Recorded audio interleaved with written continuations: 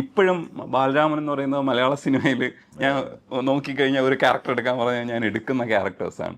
അല്ല, അതിനകത്തൊരു ആ ക്യാരക്ടറൈസേഷൻ ഉണ്ടല്ലോ, എന്താണ് അവരുദ്ദേശിച്ചിരിക്കുന്നത്. അതിനകത്ത് ശ്രദ്ധിച്ചു നോക്കൂ, പിള്ളസാറിൻ്റെ ക്യാരക്ടർ ഉണ്ടെന്ന് അഞ്ഞൂറാനെ സംബന്ധിച്ചിടത്തോളം മക്കളിൽ ഏറ്റവും വിശ്വാസവും ഏറ്റവും ഇഷ്ടമുള്ള ക്യാരക്ടർ ഏതാണ്? ബാലരാമനാണ്. ബാലരാമനാണ് വിളി വന്നത് അല്ലേ?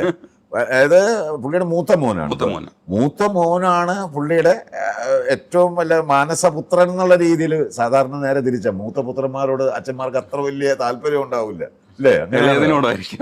ഇളയതിനെ ആയിരിക്കും. പക്ഷെ ഇത് നേരെ തിരിച്ചാണ്.